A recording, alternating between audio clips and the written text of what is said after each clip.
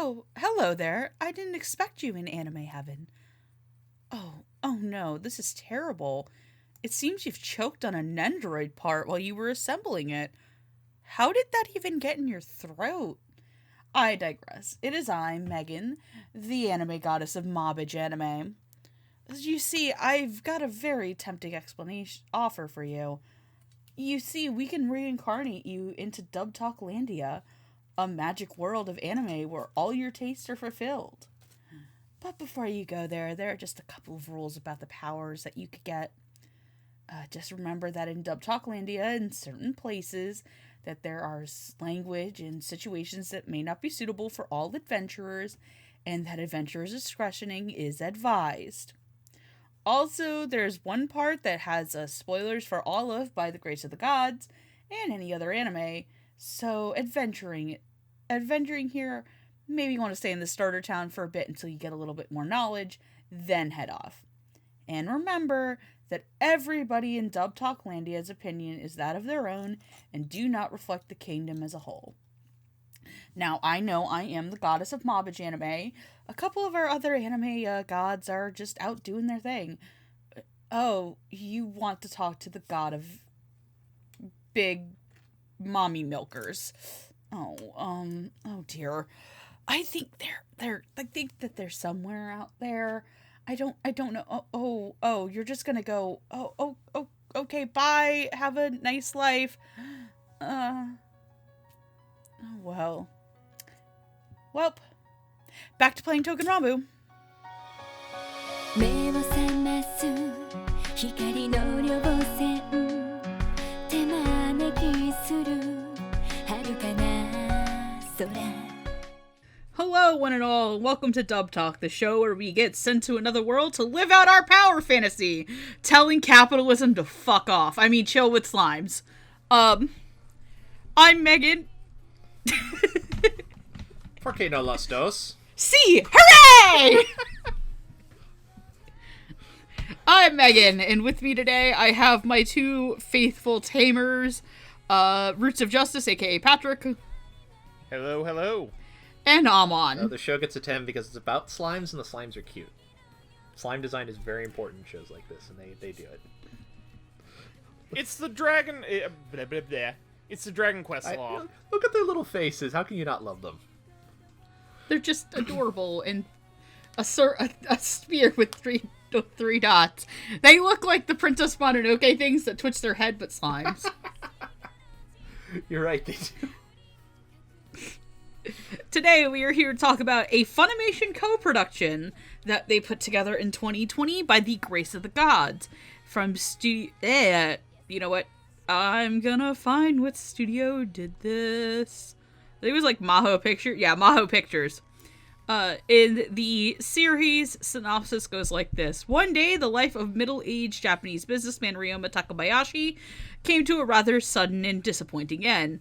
Ryoma had never had a blessed life, but after his death, three great gods sought his cooperation and reincarnated him as a child in another world with swords and magic. Receiving the most cordial and divine welcome from the gods, Ryoma decides to live a leisurely life on his own in the forest for the time being.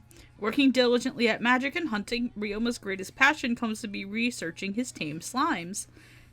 Training a variety of slimes, some newly discovered, the curtain rises on the easygoing life, fantasy celebrating a second life with all the kind people in the world. TLDR, dude sneezed himself to death after being abused all of his life, gets put into the body of a conveniently easy-baked 8-year-old, gets dropped in the woods, adopts a bunch of slimes, impresses a bunch of rich people, and gets basically adopted by them by force. Until he realizes, wait, I don't want to be spoiled. I want to be a businessman on my own, but fuck capitalism because my life sucked. I'm still not over literally, like, one of the gods being, I have this 8-year-old body ready to go! Let me just slot... We should improve society somewhat. And yet you live in a society. How peculiar. Calm down there, Jared Leto. That guy from that Nib comic just pops up, like, every time. It's a very versatile comic, for better or for worse. Ryoma, I want to improve my worker society, yet you employ them. How peculiar. Yes. So we are here to talk about the 12-episode dub of By the Grace of the Gods, produced by Funimation, seeing as they did pay to make this. That's right, when they're not making horny death battle anime, or Fruits Basket, they're doing this shit. Which, please more cute, comforting isekai instead of what we're getting. Comf. Yes. Need more comf. So let's just get right into it, starting about our director and our writers. The main director for the series is Jade Saxton. She was assisted by Tyson Reinhardt and Alexis Tipton. The scriptwriter was Jessica Souls. Jade Saxton, you'll know, as the director of series such as Endro, Toilet Bound Hanako-kun, and Interview with Monster Girls. Excuse me. I just took a huge sippy sip. Before. Not beer. Just water. Tyson Reinhardt has been the assistant director on series such as Cautious Hero. God damn it. Cautious Hero, which, god damn it, actually is my feelings on that show. Isekai Quartet 2, as well as Kuma Kuma Kuma Bear. Alexis Tipton has been the assistant director on series such as After School Dice Club. She has done the assistant director on Dances with the Dragons, and the assistant director of Overlord Season 2. Jessica Sulz, you'll know as the scriptwriter for After School Dice Club, Hayatana Illusion, and Kaguya-sama Love is War. Let's kick this off with you, Patrick. Sure. Honestly, one of the most impressive things about this dub is the fact that, was it 4 or 6 episodes just simultaneously dropped at once? I think they dropped like a huge chunk of them at once. I can go take a look. Just give me a minute, so keep talking. Yeah, it was like at the very end of the of its broadcast run, it just dropped the rest of the dub. And obviously this is probably where Tyson and Alexis really got in there and got to work, and it felt consistent from the first couple of episodes. So that is a technical feat in and of itself. And also, given that this was probably one of those dubs that was primarily recorded from home, everything sounded consistent. There were a few moments where it felt like it was being kind of, I don't know how to describe it. It's it felt a little muffled when characters were kind of speaking at higher volumes, but other than that, like, really well done. And the scripts were really soothing. It's not really a show that would require too much in the way of snap and banner, but at the same time, everything felt natural, the world felt alive. It was just generally a very pleasant overall experience. Not to mention the casting was also really, really solid. So yeah, thumbs up. Alright, thanks. Amon? Yeah, I generally, I agree. This is a very nice show. It's very calm. It's very low-key. And I think the dub reflects that really well. It feels very... it feels very natural. How do I put this? The writing feels like it matches sort of the tone and setting really well. There's not a lot of attempts to try punch up the humor or try and make it more pizzazzy or something like that. This is made by people who very much understand what they're working on. I think they wanted to match that tone pretty exactly. I think they did a good job of it. This is just a very relaxing show. It's a nice show to put on after a hard day, and you just want something nice and pleasant, and you can watch some people play around with some slimes. I think the dub really, it captures that aspect of it really well. Everyone sounds really good, I think. The writing's nice and solid. It's very cozy. It sounds like a warm blanket next to a roaring fire. I liked it a lot. This is gonna be a lot of like, I don't have a lot of specific details just because it's just like, this was nice, this was fun, this was comfortable, this was nice after watching like 12 episodes of Gleipnir. which I like, but it also is a lot of like, you know, that gif of Kermit the Frog like looking at something horrible going on stage and just freaking out. It's like, and this is the opposite of that, which I appreciate. And by the way, yes, they did drop the last 8. They did drop the last like 4 episodes at once back in the beginning of January. Yeah, I had to go scrolling through something to find some info, and I was like, "Where is it?" I'm like scrolling through like every announcement on the Funimation Discord because nobody else had posted in the announcement world. It's times like this I wish ANN would not delete old news posts off anime pages. Or not delete, but they get, like, shoved off the bottom, and it's hard to find old updates on stuff. Yeah, and they also don't have updates of when, like, Funimation just drops. That makes sense. Dub announce. They don't just have episode drops, so. Yeah.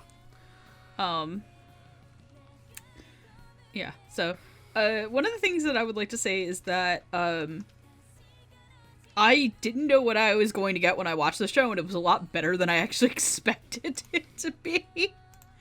Like, I was like, okay, I had watched the first episode when they premiered it early at their, like, little Funimation con in July, and I was like, oh, this is cute. Like, this isn't something I'm gonna go out of my way to watch, but this is cute. And I'm kind of glad I did, because like you said, both of you guys said, it's a very comfortable watch.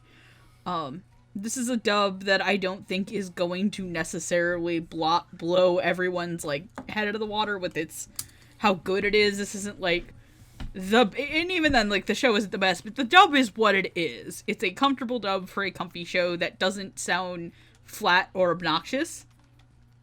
There's maybe a couple of rough performances here and there, but the mix sounds good for, again, a show that was primarily recorded at home. We do know that Funimation does bring some staff into the studios if they are basically not able to record at home, and it is only the actor that is in there. So the director and the engineer will be off back at their house or wherever their setup is. So, I think the casting was very genuinely well put together. I think that this dub does have a lot of people in its secondary cast who sadly may be confirmed, but I didn't trust it enough on ANN. I know, sorry to everybody who updates ANN, but I was just a little bit uncomfortable because I wasn't like super sure, because some of the voices were genuinely maybe not what I'm used to hearing people as, and maybe it was like that 1 second I realized it was them, but I'm like, I don't know, press X to doubt. But I think the mix of the show came across pretty well too. It's not overly loud or thunderous, like, and you can hear everybody speak. I do really want to praise though the lead actors' performances, the 2 main characters, I would say, in the show. They were fantastic, and I can't wait to talk about them. And the writing never felt like it was super out there. Some isekai shows have a tendency to wear a little bit of the human world on their sleeve in modern slang. I don't think this series did that, like, at all, or if it did, it felt like, okay, this is a natural progression to the scene. So that was a pretty big compliment. Overall, it's a good, comfy dub, and that's what a good, comfy show needs. So let's move on to our first set of characters, which would be the 3 gods that summon Ryoma into this world. I forgot what gods they are. Let me look them up. Yoink. I'm prepared. I didn't go to sleep until like 4 in the morning last night. Shit sucked. They are the 3 deities. They are Lulatisha, the goddess of healing and love, Kufo, the god of life, and Gain, the god of creation. Lulatisha's thing is that she likes to eat a lot of things when they go to the human world. Kufo likes to travel, and at one point he just goes to Atlantis. Like, that's just a thing that he does. He just, like, I went to Atlantis with a selfie stick and a phone. And that happened. And Ryoma's like, okay. And Gain, he likes idol groups. Grandpa went to a Love Live concert once. Okay, pause for a sec. The shot of him at the Idol concert with the little glow sticks is the best. When you're 60 years old, but Sunrise keeps making new Love Live seasons. Or when you were born in the 60s, but you still stan Macross. If my favorite made it to the Budokan, I would die and get reincarnated into another world. If my favorite made it to the Budokan, I would die because I'm old and have heart disease.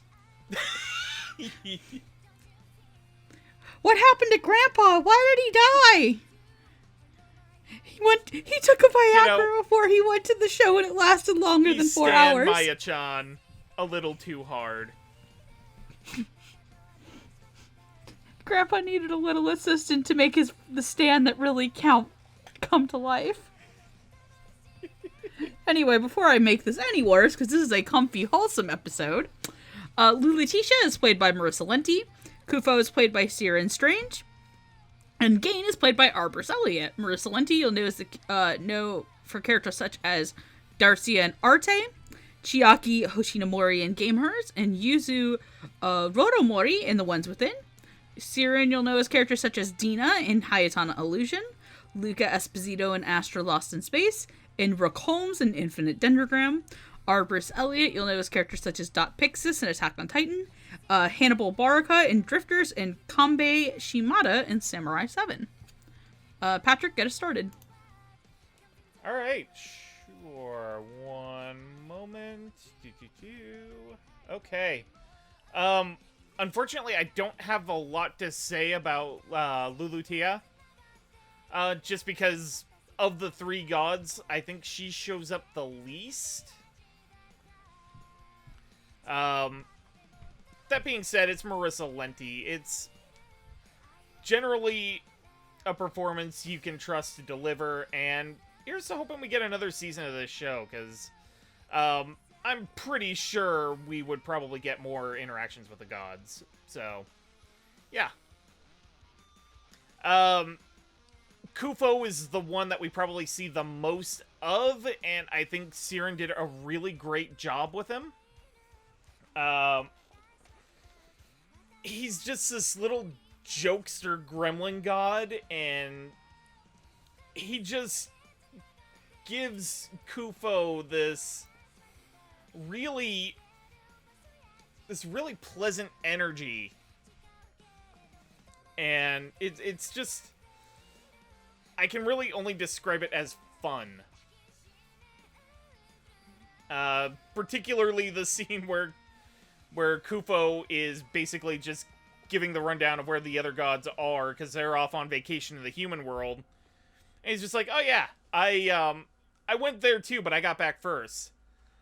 I went to Egypt, I went to the Amazon, I went to the bottom of the ocean, and he's just sinking with this selfie stick. Oh yeah, I went to Atlantis, but that's not real.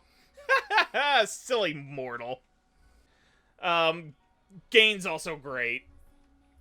As mentioned, the thing with the Idol concert is just, like, we need to put up, like, just a still from it. It's just, he's just an old guy with a long beard with the little glow sticks. It's great. And when he's also generally the one who explains how the world works to Ryoma.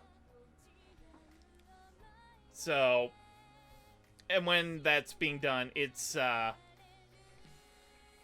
one of those things where he's very much an infodump character, and usually with those,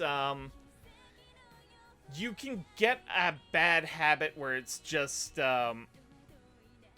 everything they say is exposition, long, boring, dull, but it's Arbors Elliott. He puts a little bit of a fun little snap on it, so it's great. I can't complain. So in general, with the three gods, thumbs up all around. Yeah. Yeah, I'm in agreement. I think in general all three of them do a good job of giving the kind of like, gravitas you'd expect out of, a character who's, a god, but also giving the characters both a lot of personality and also showing off their more eccentric side. Whether that be, ooh, I'm gonna go down and just eat a lot of food. What should I try first? Or yelling at Budokan for that matter, which is still very, very funny. But I think they do a good job of balancing that, where like, they are funny, but they don't come off as like comic relief or something like that. They're just funny characters. Marissa does. Lulatia doesn't have as much to do, I think, and so I don't have as much to say either. But I think Marissa, if she does a good job with that character. Our Bruce he's just really funny when he's hollering at that girl group at wherever the concert's happening. It's just a really funny image, and he really just commits to it. I think my favorite out of the three is probably Siren as Kufo, just for probably just that little bit in kind of like the middle of the series where he's talking to our lead, and he's just casually explaining what's going on. It's like, yeah, I'm just gonna go on a little tourist trip, and he's just there with his selfie stick all the time, and it's just like, you're playing this at the correct level of serious but not serious, and I appreciate that. Good job. Yeah, like I definitely want more of this show. I think it's like really, like charming, and I'd be happy to have more of them and have more of these guys playing these characters, because I think they do like a nice solid job. Like I agree with Roots. I think they do a good job of being like expository, but not in like a boring way. It's very much like, oh yeah, this is just how we do things. It's like, yeah, it's just like, hey, you're dead now. Like, it's very casual, which I feel is very appropriate for the show. It's not like this big dramatic thing. It's like, yeah, you got a raw deal. You want a better one? We have a better. Yeah. We have an 8-year-old body. We're not doing anything with. You want that? What I love is how they kind of casually explain that. Oh yeah, we're gonna reincarnate you into this other world so that you have a better life. At the same time, we kind of get a benefit out of it, because when we move people from Earth to this world, we move some of that magic power that Earth's really not using over to this side. So it's really kind of a win-win. I also kind of like later on how they reveal, like, they've sent at least 2 other people there that ended up marrying to each other somehow. And my favorite thing is the first girl, she just really liked animals, so we made her a great tamer. The second guy tried to be a huge edgelord, but he was such a bitch about it. And he just lived in a cave for the rest of his life. Well, apparently he somehow married somebody and had a kid. Because that's how the rest of the little girl in this show gets her power from. My favorite part of that is when they're doing the archery bit and they mention like some long ago sorcerer had a really powerful special skill called shotgun. Yes. Which I just thought was just, it's like just the, he's just like, why would you bring that? You know what? Never mind. I don't want to think about it. It's just, you're going into a fantasy world. Gun. You're going into a fantasy world. What do you want? Gun. Okay, Mr. Nomura, I need you to gun. It's a really well crafted one-off joke, and I really appreciated it when it came up. Ah, damn it! We meant to send this guy to the world that Ruby takes place in, not this one. Oops. Easy mistake. Damn it, Kufa. I would like to think it's Kufa's problem because he was too busy taking a selfie, but... I'm sorry, it's so colorful and everyone moves so funny. It's really entertaining to send people there. Do they like it? I don't see how that's relevant. Alright, let me talk about Marissa first. I like Marissa's tone of voice for Lulatisha. It's kind of maternal without sounding super old and just very friendly. Arbor's Elliot is doing Arbor's Elliot things as this helpful old god man, but God, the scene of him freaking out at the Budokan. Is it really bad I want a cover of Arbor's Elliot singing Snow Halation? No. As Gain, just please sing. Please, Arbor's Elliot, I will give you $50 if you sing Snow Halation. I know that's probably against the rules, but I'll do it. If he starts doing cameos, I will do it. Kieran. I like Kieran playing these younger boy characters. I think he has a really good, like, he has a really interesting voice. So I think that him playing, like, gods and just guys in general is just really cool, and I always like to hear him and stuff. I think him as Kufo was that right level of, like, young teenage kid without being, like, snobby bratty, and he sounds older than Ryoma and,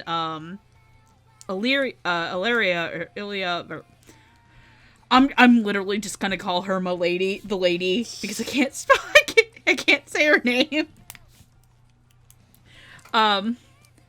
So I like that he sounds older than them, but not but younger than the other two gods that he's with. I think he has the, like, right lovely level of energy and a little bit of snark.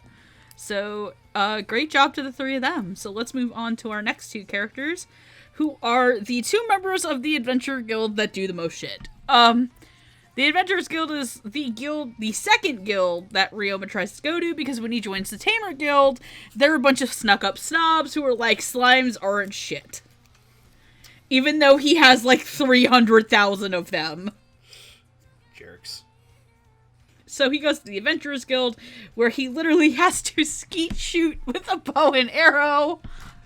And he joins the Adventurers Guild and climbs his ranks there. But the two most prominent members who kind of get to do the most and / have confirmed voices, they are Miya, a cat person, who, Ryoma takes their job to clean their smelly basement.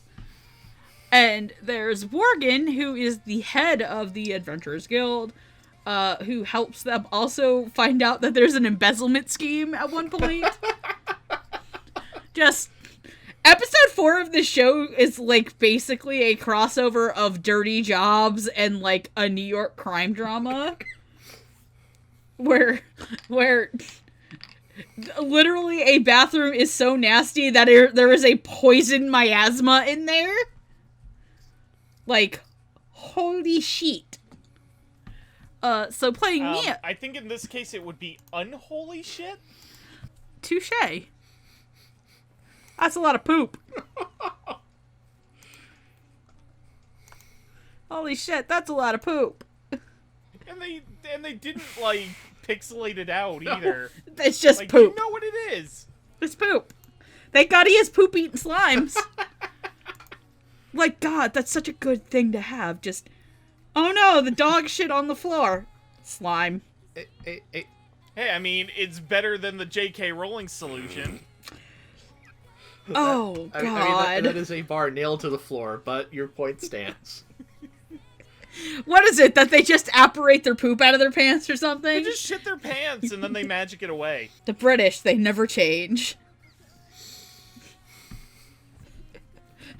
I'm sorry, I can't take Harry Potter's... Well, it's hard to take Harry Potter seriously these days, but now I'm just imagining, like, these big climactic moments in Harry Potter could have literally happened as he had a huge load of poop in his pants. It's like nobody ever made the magic version of Everybody Poops. Anyway, playing Miya is Monica Rial, and playing Worgen is Chris Guerrero. Monica Rial knows characters such as Izumi Tachibana in A3, Aoi Futaba in Cat Planet Cuties, and Bind in Handshakers, because I'm the only one who had to ever watch the show between the three of us. Chris Guerrero, you'll know his characters such as Valtos in Black Clover, Yeti in Eat Alive, and... I picked the fucking wrong name. He's a Kuriger. He's a Kuriger in Robohachi. Thank you, Amon. I hosted that episode, I still remember. Hard to pronounce names, handshake. Anyway, Patrick, go ahead. Alright, one thing I definitely appreciate is, after coming off the Radiant episode, now it's Monica Rial's turn to do the cat puns. And if you've listened to the Radiant episode, you know I am a sucker for cat puns. Just really any kind of animal pun, but cat puns are the easiest to do. Because they're a meowsing. I think overall, Monica Rial kind of also got the sort of playful nature and this weird maternal nature for Ryoma, if I'm interpreting her little interactions with him correctly. Because I know a couple of the other characters kind of commented she acts weird around him. But I thought that was great. Honestly, the standout moment for her is the point where she is introduced in the series, where her basement gets a hole in it and just a bunch of garbage from a local dump just black. And Ryoma has to be sent in to clean it out. Like, that whole thing is great, where she's just like, she's kind of panicking over it, and then, like, marveling as Ryoma calmly and collectively sends out his slime to do the dirty work. Dirty work. But yeah, it's great. And honestly, Chris Guerrero, I have never encountered a role where he hasn't put in a good performance. This is one of the ones where he does a lot, but he doesn't say a lot at the same time until, like, a little more toward the end. But I think he does a really good job as sort of the guildmaster who keeps things together. He shows up, basically pulls a bunch of adventurers together to clear out a bunch of caves, and he's just like, oh yeah, there were goblins in there. We didn't expect goblins. You're all getting a big pay increase. He's great. They're both great. Thumbs up. Everybody's great. Yeah. Everyone is great. Let's see. Chris is fun in here. I always feel like whenever I end up watching stuff that Chris has been in, it's inevitably things where he has been hired to voice, like, you know, a monster or a robot or something, and I never get to hear him, like, play a person. I think it's just a coincidence of, like, what I end up watching, but I like it when he shows up in things. He's got a good voice. I think he does he plays the character very well. He plays him, like, serious and earnest when he needs to be, and also he can get the funny moments, like when he throws a knife and Ryoma just hurls it right back. He's like, "Oh wait, you passed. You're okay. Please don't kill me." He fits the character really well, and Maka's just fun just because cat puns. It's a lot of cat puns, and she's clearly like a show I think does a good job of being, like, silly but not too silly, if that makes sense.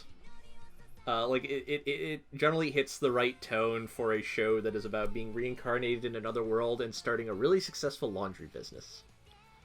Which sounds like a joke, and is kind of, but also isn't.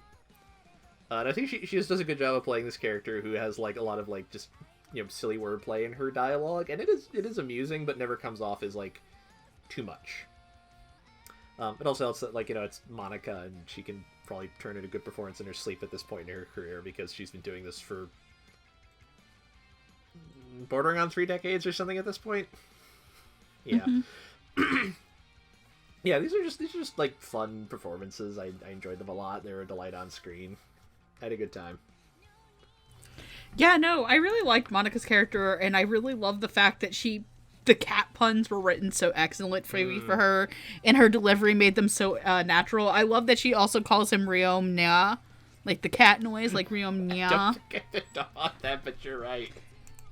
She does the entire time, and it's great. I love it. I think she does a really good job. I love when she's like the really dumb one of the group. There's like a rabbit one, a tiger one, and another one, but like I said, it's hard to pinpoint who was who, and they don't say a lot, so she kind of gets the lion's share, you could say. I love that at one point she hugs Ryoma into her chest, and Ryoma goes, "Thank you."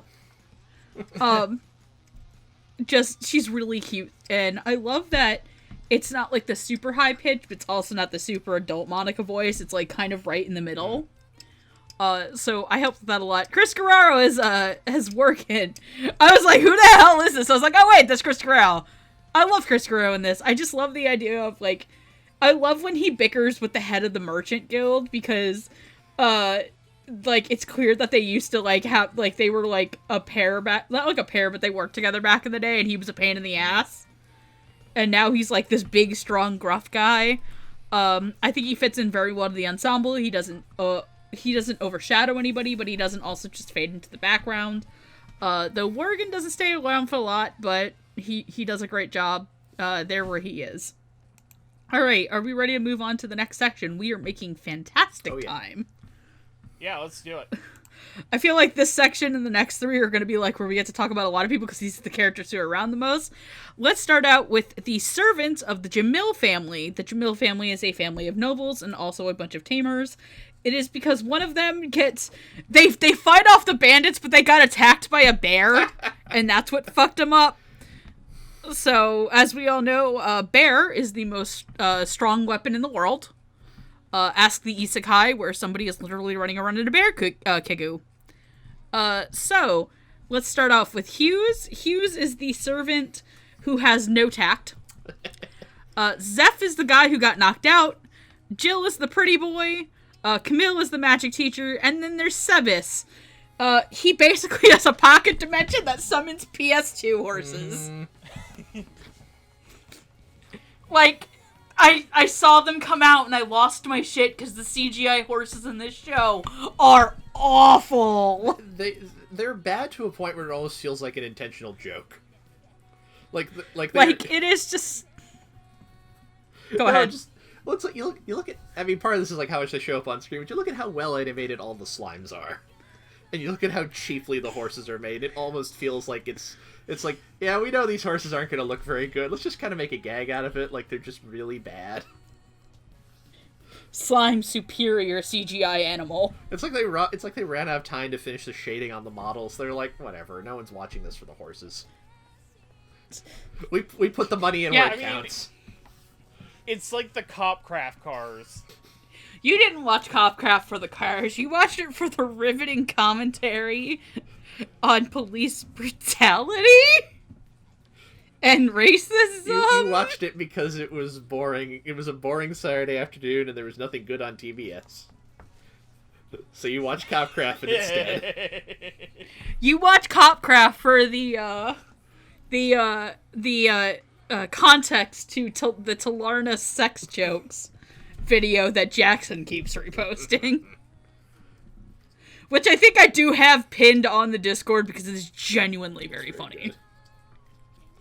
So playing Hughes is Jeremy Inman, playing Zeph is Jared Green, playing Jill is Rico Fajardo, playing Camille is Stephen Fu, and playing Sebis is Francis Henry. Jeremy Inman, when he's not directing a lot of anime and shilling them to all hell and back and making it completely unfair and forcing me to watch Jobless Reincarnation. Oh, come on, you cheated! They made Rachel Robinson the buff hot wolf lady. That's not fair. That is a hard thing to argue against. On the one hand, awful perverted baby. On the other hand, a wooga. When the show is awful, but all the casting is extremely spot on. God, I'm so mad at you, Inman. You're a great person, but can't do this to me! He's playing Udano, Josuke in Basilisk, Rolka Clem Bagforte in Dances with Dragons, and Akataro Obi in Fire Force. Akataro Obi. One of the only two fan service I need in all Fire Force. Please keep Tamaki's clothes on. Jared Green, you'll know his characters such as Karu Narugo in Actors Song Connections, Kohei Katsuragi in Classroom of the Elite, and Yoshifumi Nita in Hina Matsuri. Jill, Rico Fajardo, you'll know as Nozel Silva in Black Clover, Natsuki Sonamiya in Cheer Boys, and Slater Honeysuckle in Heavy Object. Sorry, what? You heard me right, his name is Slater Honeysuckle. Alright, all my questions are now answered, please continue. Look, Heavy Object was a thing, I had to watch it. But without Heavy Object, we would have never picked up that lovable scamp who doesn't know 90s movies. This is true. Just remember, now that Andrew has moved in with Steph, you can now make as many sex jokes at them as you want. I did that last night. Stephen Fu, you'll know as characters such as Roddy Walker in Bem, Yohei Nikaido in Golden Kamuy, and Auntie in SSS Gridman. Francis Henry, you'll know as Gilbert F. Alstein in Blood Blockade Battlefront, Principal Shinomone in Inichijo. I think that's the guy who isn't he the dude who, like, suplexes the deer? That is the principal, yes. God bless. And Pastor Nick in Attack on Titan, you know, everyone's favorite Attack on Titan character. Said no one ever. I believe he's the guy that Hanji tortures with the poop machine. Yes, that is a thing in Titan. No, I'm not going to explain it. I don't want you. Look, whenever I finally catch up on Titan, I'll finally understand what the hell anyone is talking about in that show, and alright. I feel like there'll be a lot of that one comic that's like, I guess. Just, let's be real. That's me to a majority of Attack on Titan when I'm not planning on how to make Isayama step on a Lego for what he did to Krista. I'm not happy about that, and I will never shut up about it. Anyway, go ahead, Roots. Yes. Alright. Servants of Jamil. I'm gonna be honest. Rico, Steven, and Francis. Oh, no. Never mind. Not Fran. Save us. Bleh. Jill and Zeph kind of blended together. Oh, Jill, Zeph, and Camille. I am prepared. Anyway. It was kind of a thing where Zeph, Jill, and Camille kind of blended together. They really kind of serve the same purpose, just as being, like, the Jamil family muscle. They're good people, and they get their moments, but it's just... honestly, I have a little trouble remembering who did what. And that's kind of the issue with sort of the sort of background ensemble people sometimes with, like, certain organizations within a show.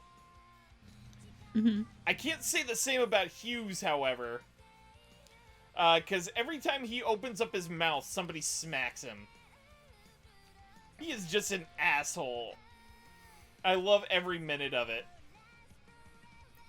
Like, especially the last episode, where I can't remember the joke he makes, but, like, Ryoma gives him a nut tap. And it's just... Yeah, I can't remember what you said, but you definitely deserved it. I think it's, he nut taps him for saying that, Ryoma wants to make out with the little girl. Ah, yeah. Accompanied by the delightful image of him, like big lips smooching on a tree. Like this, Ryoma.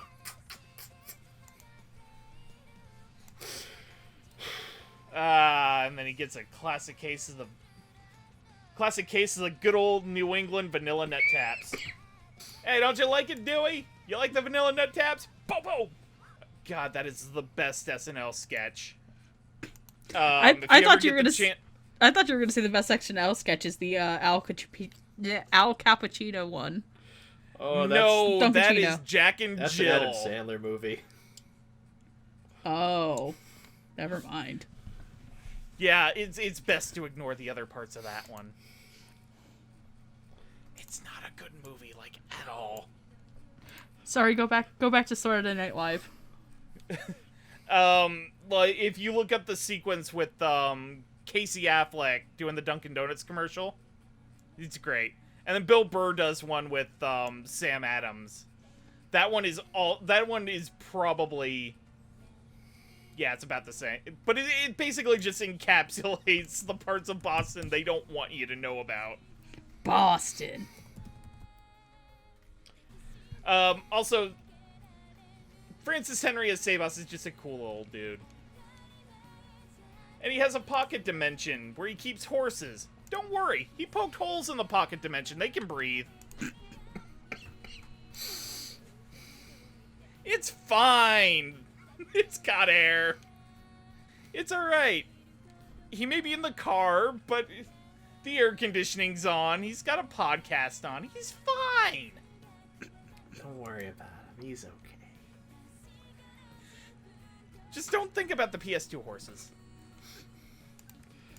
Don't think about where they come from. Don't think about what we have to do to take care of them. They're fine. Yeah, but joking aside, like, he does the gentle old man, like, really, really well. So I generally really like this group. It's just, like, 3 of them, I can't tell the character designs apart, like, at all. I'm done. Alright. Yeah, let me see. Yeah, I also, for me, like, Zeph, Jill, and Camille also kind of, like, blended together a little bit. They were just kind of, like, the dudes. And I think Rico. I think Jared, Rico, and Steven all, like, they do good jobs with them. It's more just like, that's just kind of the characters are in there, like, yeah, you know, they're the fellas. They're there. They're solid. One of them got attacked by a bear. They're the boys. They're the boys. But they do good solid jobs with the characters. I liked Francis a lot as Savas just because he you know, as seen by the fact that he plays the principal in Nichijou, he's very good at kind of like, you know, dignified old man roles. And he just does such. You can feel the butler exuding from him. He's got a. He knows what's up and he knows what to get ahead of time, even if that's low quality rendered horses from a pocket dimension. By the grace of the gods, come for the relaxing story about capitalism and slime. Stay for the bad horses. Stay for the bad horses. But no, I thought he does a good job in the performance. He has a nice. There's almost sort of a grandfatherly tone about him, which I think is kind of nice. He brings a good quality to the character. And Jeremy, who I think for me is the standout in this group, just because like I think Jeremy's like a very good actor. I've seen him in a lot of things. I think he's very talented, and sometimes I'll forget like things he particularly excels at, like playing huge jerks. He's so funny. I think he's just so funny as Hughes. He's such a good job of playing this, just so like brash and obnoxious, and like he's the one who goes over to explain how they have to attract a slime in the first or second episode, right? That's him. What? In the first or second episode, they're trying to explain to what's her name how to attract a slime, and they're all like, "Oh, that would be." Yes, and he's the one who's like, "Whoop, I'll do it." Walks over and gets quadruple slapped for his troubles, and it's like, there we go. Yeah, I think he plays the character like he clearly understands what this character's deal is, and I think he plays him really well. I think he's very funny. No, I'm finished. Sorry, Oh, it's okay. I don't have water. Oh no, it's okay. It's good. So yeah, no, I actually could tell Camille from the other ones, mostly because Camille does do something. He's the one that teaches him how to do like fire arrow and all that shit. Right. And he's got. Oh, gotcha. Okay. Yeah, Stephen Fu does a good job of always playing like the good soft boys, and I genuinely like Stephen Fu. And for the love of God, please, for the love of Jesus, I really hope he's in Heaven's Official Blessing as somebody, specifically one character, but I don't want to say who it is in recording. So I thought he did a good job being the super soft guy. Jared was kind of the gruff guy that we all know. Rico, Jill doesn't do a lot, so I was surprised that Rico was in this, and I was like, oh, Rico's here. Sorry, Rico. Sebas, Francis Henry. I like Francis Henry's voice. He's not in a lot of stuff, and that kind of makes me sad. I think he does a good, like, older butler guy voice. I just love how he just... It's like, wow, you're so good at this. And I think he's kind of like the voice of reason to Ryoma sometimes. Of like, maybe you should stay because you're making the girl upset, dumbass. But like in the nice way. Yeah. And then Hughes. Oh, Hughes. Jeremy Inman plays him with the boisterous, cool uncle voice. But he's that cool uncle that, like, when you're at the wedding, you're like, hey, Uncle Hughes, please don't get drunk and pass out on the dance floor. And then he doesn't. He But- gets drunk and passes out during the reception. well, you'd be at the dance for the reception. No.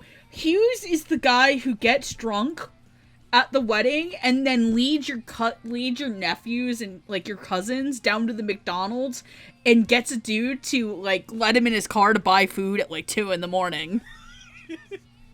Is that a very specific story? Yes. Why? Because that happened with one of my cousins. Oh, no. Hi, Brendan. You're not listening to this, but I will forever remember that story. Congratulations on your upcoming wedding.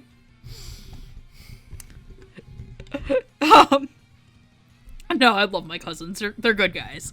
They're hilarious, but, oh boy. No, but Hughes has this, like, very boisterous thing, and I love the way that he's, like, the obnoxious dad type. Because, let's be real, Illyria's actual dad is very soft-spoken, and except for when it comes to when his daughter, he's like going, oh yeah, girl. Like the, oh yeah, girl, mac out on your girl, and then he gets his nuts hit. But I think Jeremy is definitely the standout of the section. He's a ton of fun to listen to in this. And I kind of do hope this gets a second season, not only to just expand the world, because, like, at the very end, the Jamils and Ryoma go their separate way, and listen, I just want, like, him, like, Hughes just rolling up at random times to Ryoma's laundromat, like, sup, bitch. So yeah. From the servants of House Jamil, let's move on to the main family of House Jamil. There is Reinhardt, the Duke of the area. He ends up finding Ryoma in the woods after Zeph gets his ass kicked by a bear, and somehow, like, it just ends up being like, well, this kid's cool, let me just bring the family, you know, as you do. Elise is his wife. She is also a tamer who has 20 Fenrirs. Not the Fenrir, Fenrirs. There's a distinction. And 100 other wolves. She's basically nice Cruella de Vil. She also thinks that Ryoma is basically her other baby and keeps momming him, which I have a story about that scene in the day that I watched it on. And Reinbach, he's Reinhardt's dad. He is also a tamer. He has dragons, and he's just a nice, cool old man. Playing Reinhardt is Anthony Bowling, playing Elise is Caitlin Glass, and playing Reinbach is Kent Williams. Just, why did you name your, just, whatever. Anthony Bowling, you'll know his characters such as, Ao Torasaki in Absolute Duo, Tony McBee in Copcraft. I don't know why that sounded, I didn't laugh when I typed it out, but just saying the name Tony McBee, because I want to say McFly, in Copcraft. And Rei Sakuma in Ensemble Stars, Caitlin Glass knows characters such as Jessica Wong in Aquarion Aval, Vados in Dragon Ball Super, and Haruhi Fujioka in the Ouran High School Host Club. Kent Williams knows characters such as Chardon Flamberg in Black Cat, Dr. Franks in Darling in the Franks, and of course everyone's favorite Heartcrusher Hattori Soma in Fruit Basket. Oh boy. Alright. I really do like this batch of characters. The House Jamil is just, in and of itself, really fun. Reinhardt is kind of the one who, of the three, he does the least. But it's Anthony Bowling, and he gives him such the... Like, I don't know what it is with Anthony Bowling's voice, but he gives it such a smug energy. I don't know if that was inherently designed to the character, but I liked it. And, oh my god, Caitlin Glass as Elise. I love how she sort of gave her this motherly energy, but at the same time, it's that motherly energy where she can get you into line with a glare. In particular, I love how Ryoma was talking about, oh yeah, hey,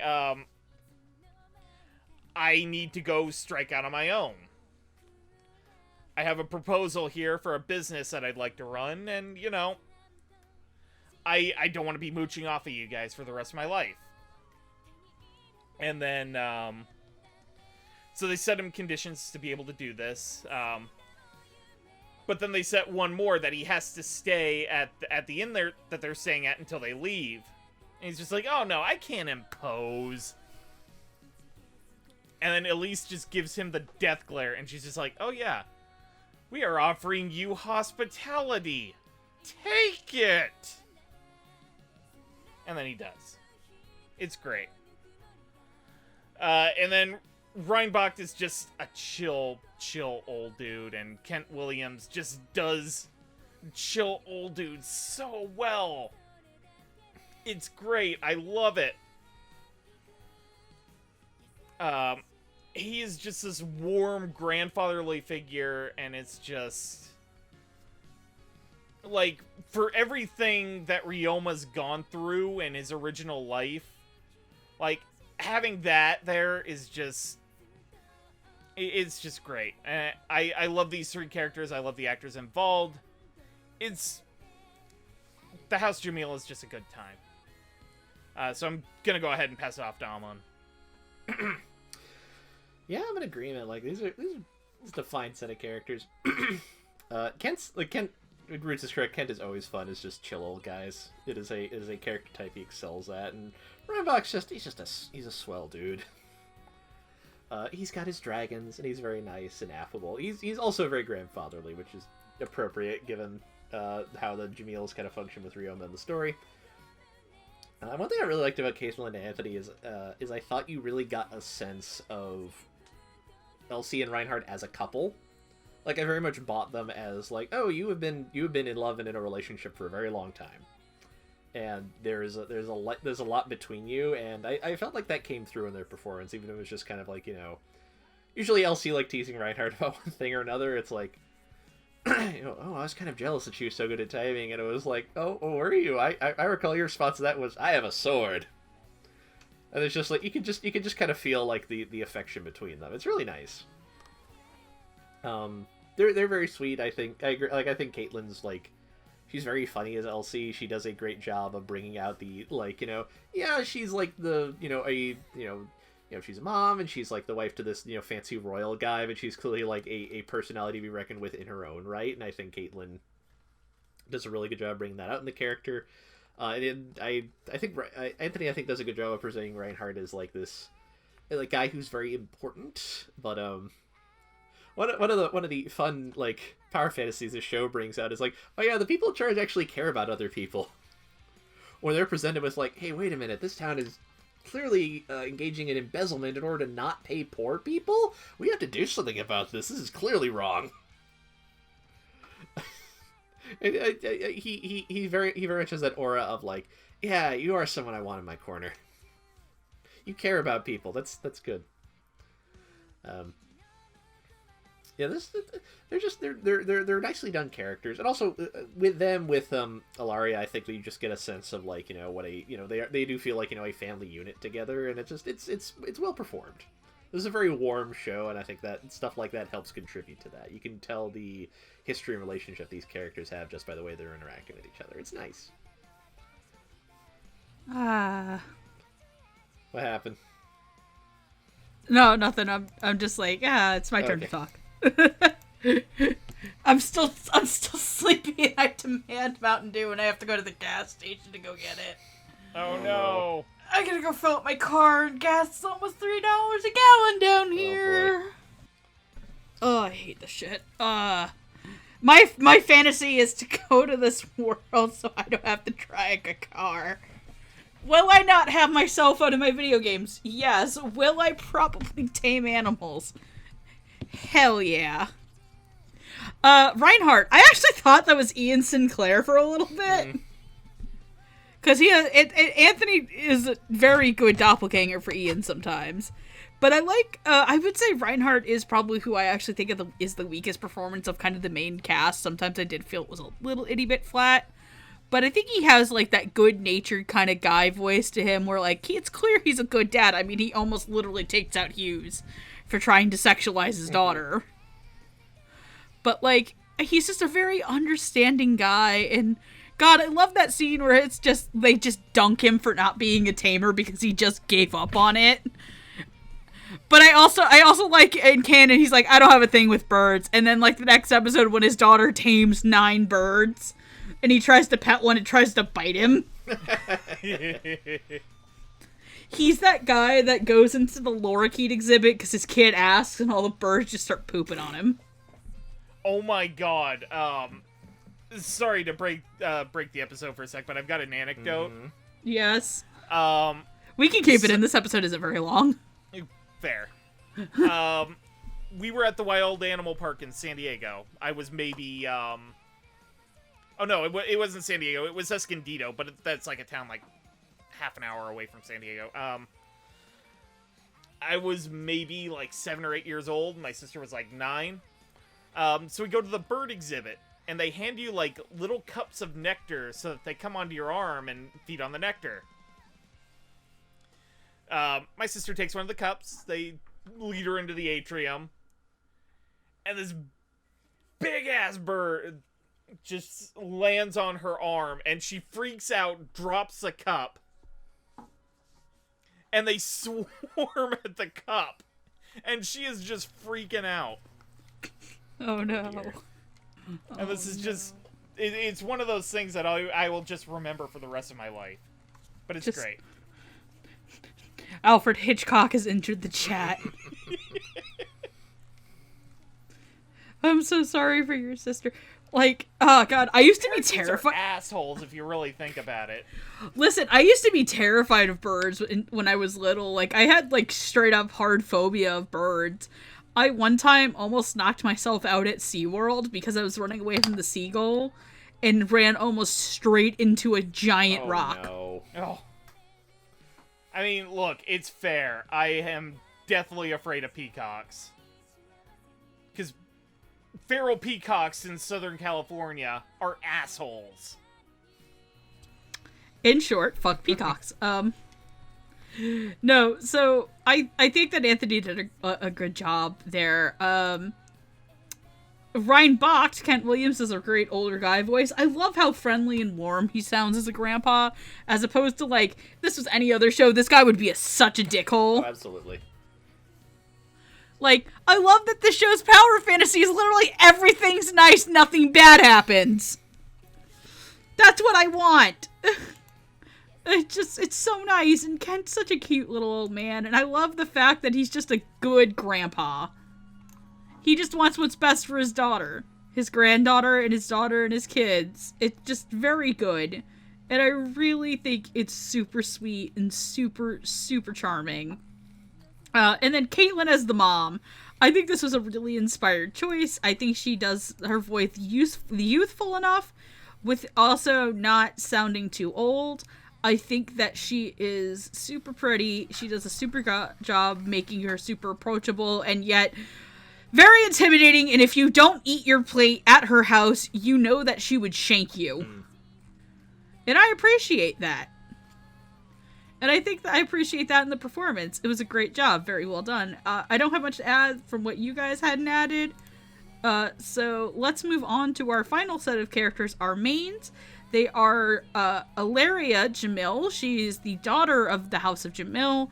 She's the same age as Ryoma, and she has a lot of magic, and she doesn't have friends, which you would think it's like implied at the beginning. It's because she's a noble and da-da-da. And then you find out that she was like horribly bullied and like a huge rumor was spread about her, and they kind of just dropped that in the last 10 minutes. And then it's like, well, okay, show's over, bye. Going to magic school, see you in 6 years when we're legal. And then Ryoma Takabayashi, his life has sucked. Now he's 8, he got reincarnated as an 8-year-old, now he's 11-year-old, and everybody loves him.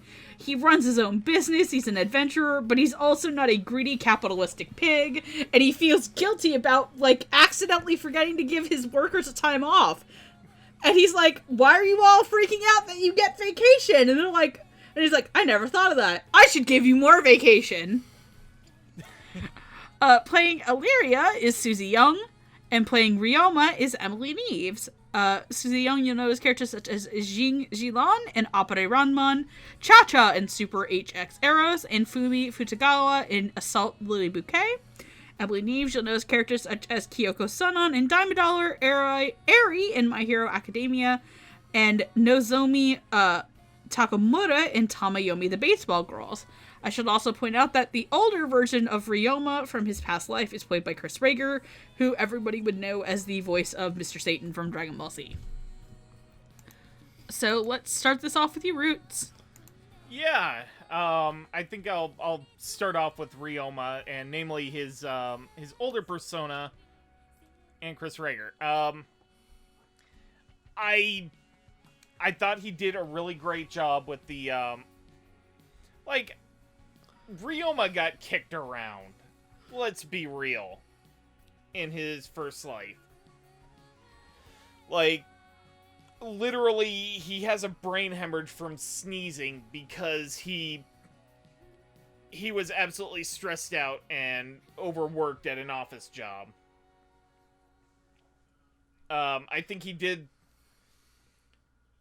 dealt with it really well, and particularly the scenes in which his mother greets him every morning as he's leaving for work and waits for him to come home to greet him again. And she kept doing this despite the fact that he was absolutely getting crunched in overtime to death.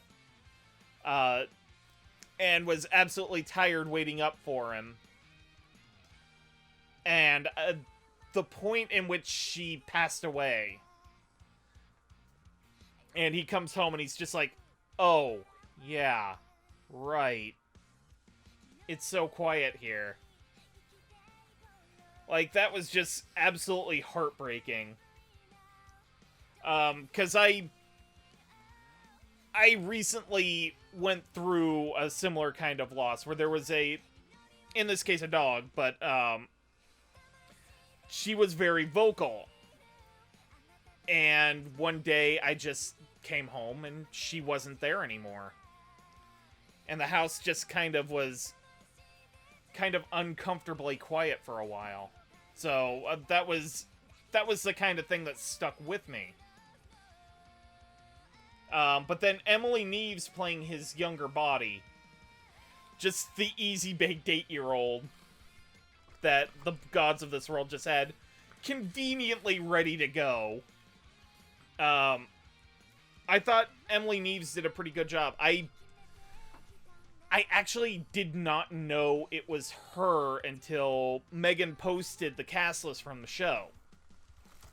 Which is, if I don't recognize you in what you're doing, that is probably one of the highest forms of praise I can give. Of course, I don't really know her voice for, little boys anyway. So, yeah, but she plays him with for the most part, world-conscious intelligence. And, he has a quick wit.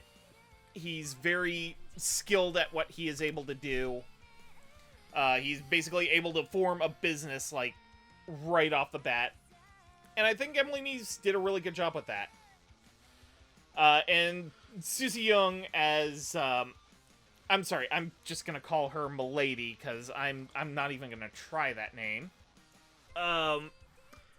She had a really great presence. Of course, also being another 11-year-old in the cast, she basically had to not only have, a youthful energy to her, but at the same time... Alright. Eliaria. Right? I'm just gonna go with it. Screw it, I'm just gonna go with it. Fake it till you make it. She's also very intelligent and capable, while at the same time, not being particularly great at magic. And yeah, there was that rumor that gets talked about in, the last 5 minutes of the show, and it's just why didn't you say that before? That was a really great kind of little plot exposition point that could have been explored in, the last 3 or 4 episodes. But it's nope, last 5 minutes. But I think her standout moment for the show is, I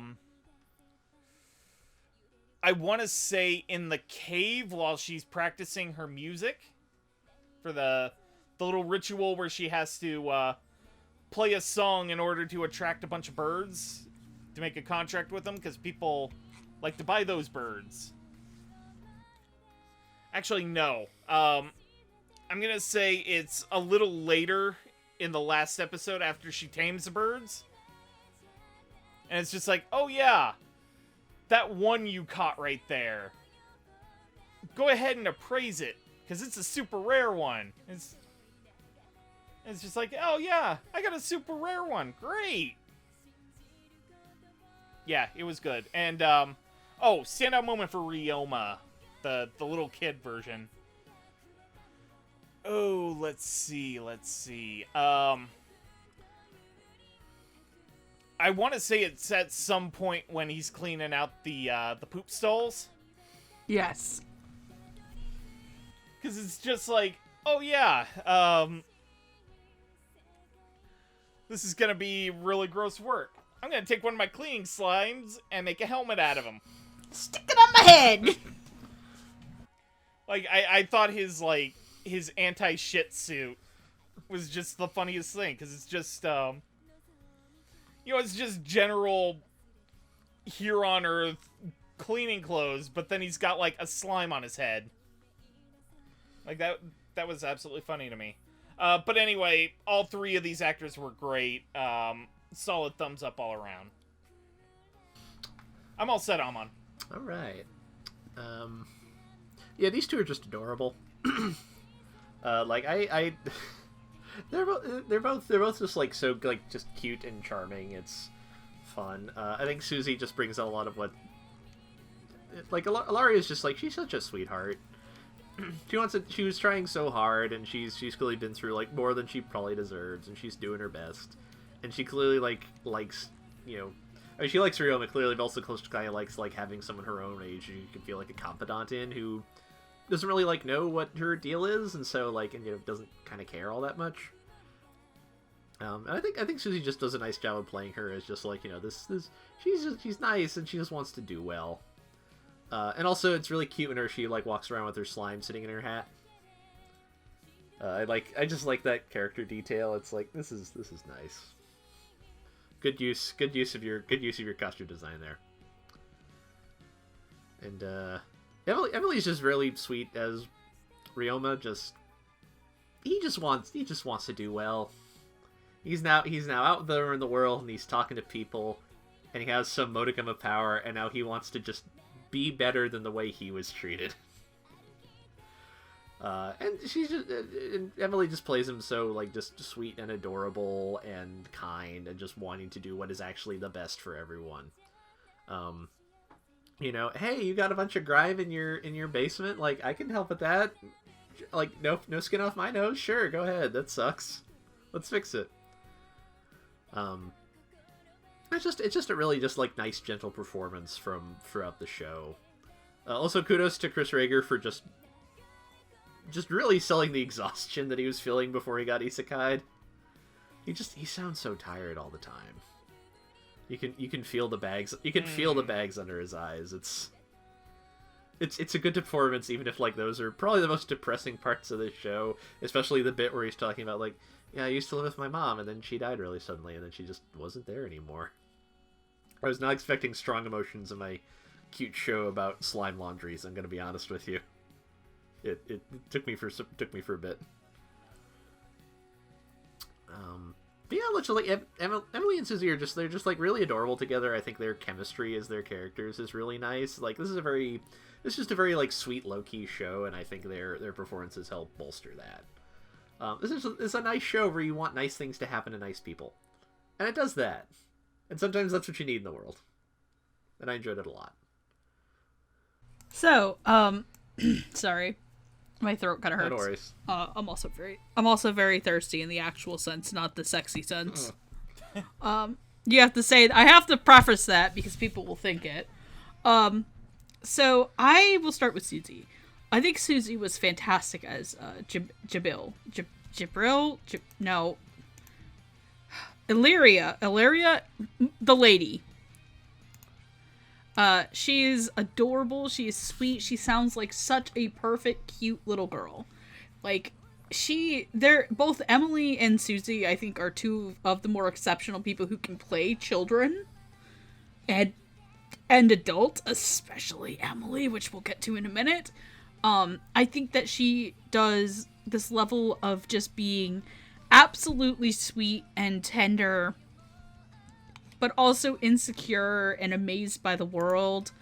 I absolutely love the scene where she gets all of the burbs to come.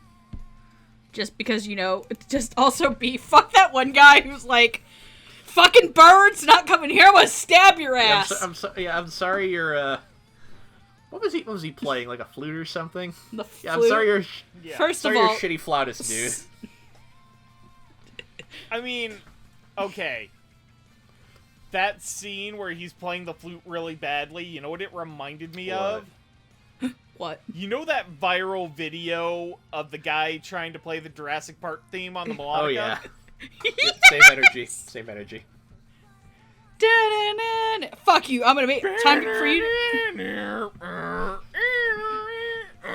And then, of course, like, the evil one. And then I love the thing, it's like, wait, you guys are all being affected by that? Ryoma's, like, perfectly fine. Because he has no fear. Except for the business. Except for being cracked down on being a shitty boss. I forgot to mention that is probably my favorite scene with Ryoma, just because it says so much about his character that is the thing he's most concerned about. Not himself, not dying, but... Oh my god, I've been a shitty boss. Just showing up. We've received some very disturbing reports from some of your employees about how you've been treating them.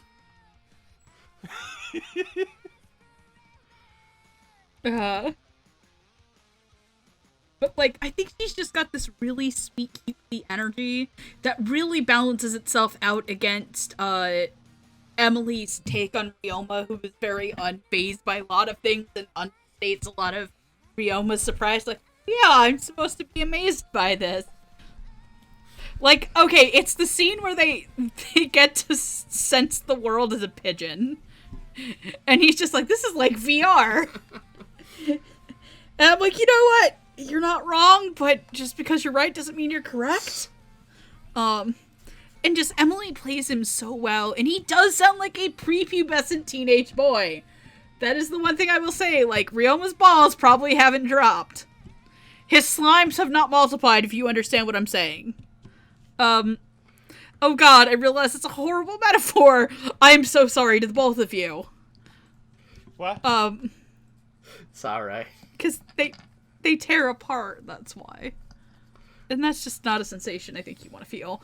But I really like his take, and I think Chris Traeger does a really good job as the older Ryoma, especially when he's just like, well, okay, I died. But he's more angry about how he died and not that he is dead.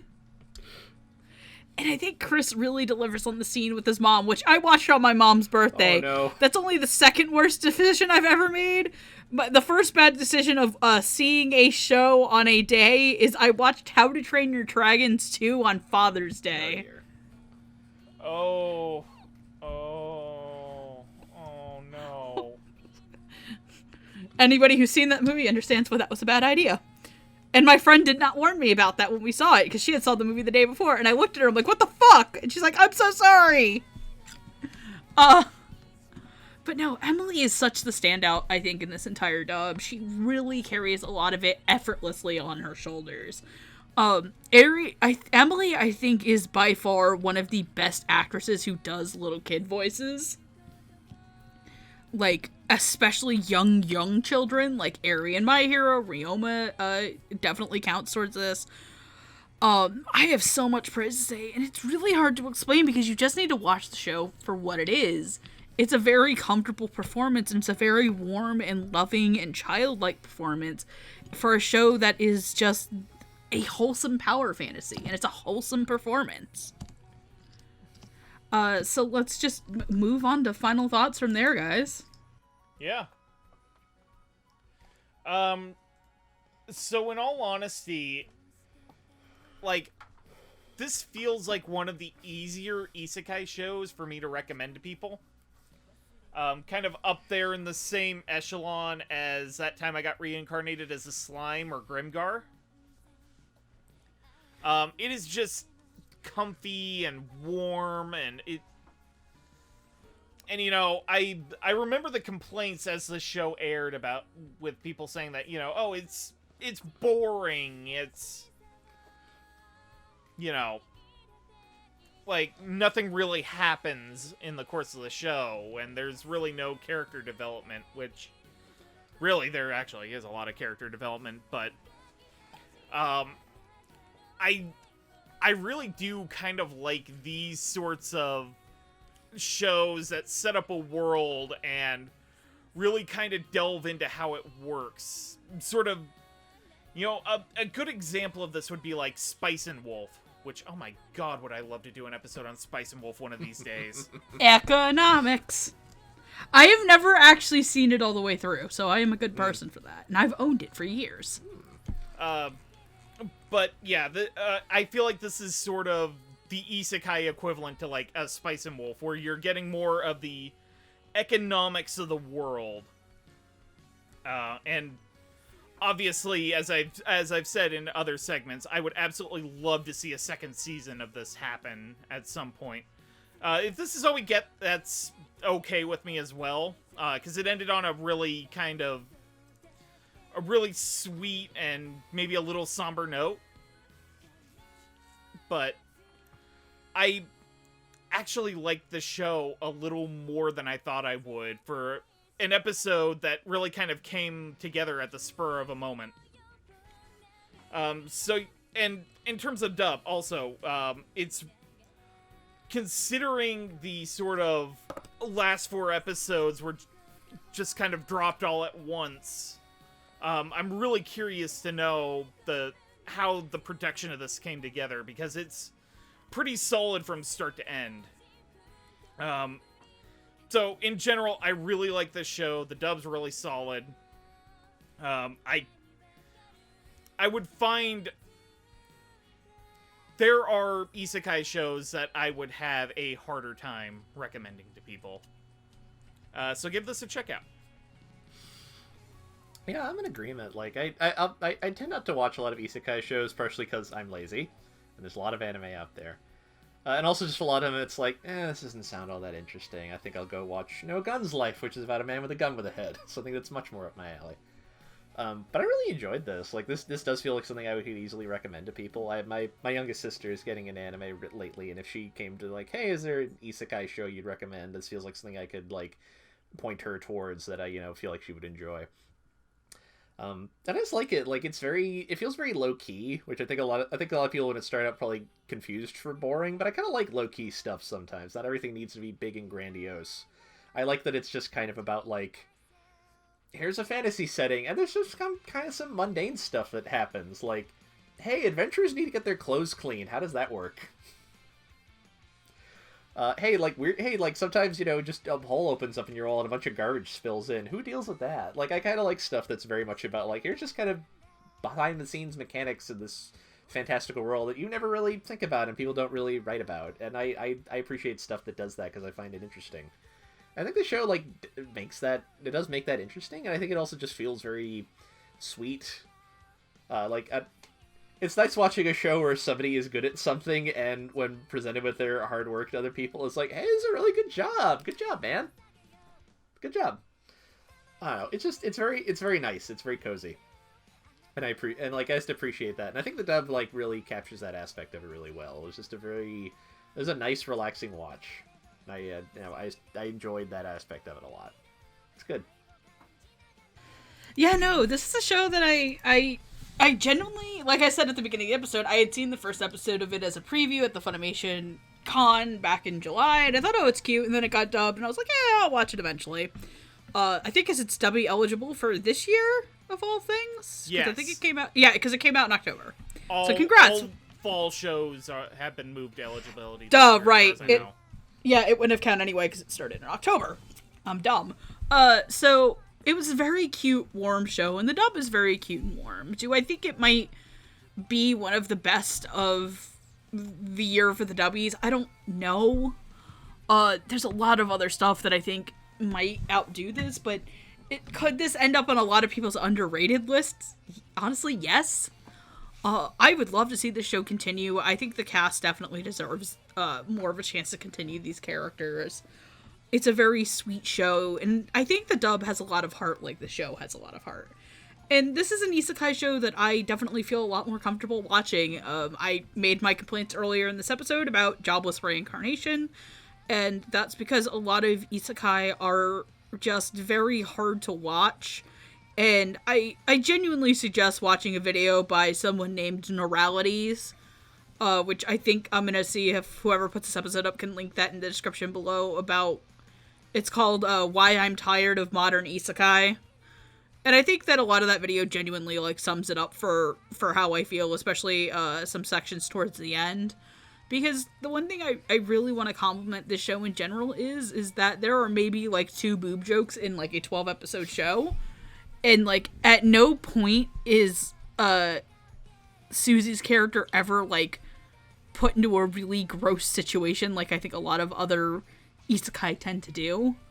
And it's just a very wholesome, good time, and, like, I'd feel comfortable showing this to, like, my mom. And I think she would enjoy it, and I think she would enjoy the dub. So if you'd like to watch the dub, or just by the grace of the gods in general, you can head over to Funimation.com and sign up for the 14-day free trial. Just be aware that they will take your money at the end. They will take your money at the end of it, so there's that. If you're interested in going beyond the story that the anime presents by the grace of the gods, you can pick up the light novel from our friends at J Novel Club, as well as the manga from Square Enix Manga. If you like anything that we do, we are not the Funimation podcast. Feels like it sometimes. Look, if the other dubbing studios want to put more things out as much as Funimation does, we will cover them more, but... I mean, if Crunchyroll would like to put their fucking cast list on things with directors and writers... that's I mean, the biggie like, there. Yeah, no, if Crunchyroll wants to, like, you know, credit people besides the officially credit people, and not leave it to their actors to do so, that would be nice. But we are the Dub Talk Podcast. You can follow us at Dub Talk Podcast on Twitter, YouTube, Twitch, where we do actually start streaming things. I'm pretty much... Yeah, if you're watching this now, you've probably caught me playing Pokemon Sword and Xenoblade Chronicles 2. If you'd like to donate to us as a one-time thing, we do have a Ko-fi in the link below. But if you would like to support us on the regular, we do have a lovely Patreon with our 5. And if you donate, if you subscribe for a certain amount, God, why do I have, like, acid reflux today? God. There needs to be an anti-acid reflux slime. For our $5 tier patrons, which you can get a shout out in the video, we have my mom and dad, because I'm Megan, and I'm not going to say Megan's mom and dad, but they're here. Michelle Travis, Michelle Travis, Miracula Corazon, Nico Robin, but with yaoi hands, Sue Tweedy, and Victor Mayborda. Our $10 Patreons, Carly Lestical, Crimson Echidna, Jacob Wilson, J2, aka Jared, Julia W, Marissa Lenti, and Otaku Anthony. Gentlemen, where can we find you? Yeah, you can find me on the twitter.com at Roots of Justice. My name is Patrick, by the way. I mainly post cute animal pics, talk general fandom stuff. Good time. You should come see me. I'm also kind of working low-key on some solo stuff. I actually do have a very good idea on how this is going to work. It is just going to be a very slow burn process of getting it together. When I finally get it together, because it's probably going to be video related, it'll probably end up on my YouTube page, and it will probably be promoted through my Twitter. So go to my Twitter, and you'll find out more about that. And I'm Amon. You can find me on Twitter at AmonDuelUS, where I talk about movies and comic books and music and stuff like that. You may also find me on the Twitch channel in the future if I can figure out how to get streaming software set up and a particularly like day and time I can consistently stream on. I'll probably be doing either visual novel stuff or dipping into the world of Ys, the beloved Japanese RPG franchise with the really hard to pronounce name. But speaking of music, I have a dusty old song if you'd like. All right, Yes! So this was a very... From immediately, the show felt very, very comfy, and it got me on a circuitous chain of events. Like, what's the kind of music that feels like it encapsulates this sort of just calm feeling? And I thought, all right, it's sort of like ambient new age music, right? Then I thought, if you're going to go there, why settle for something?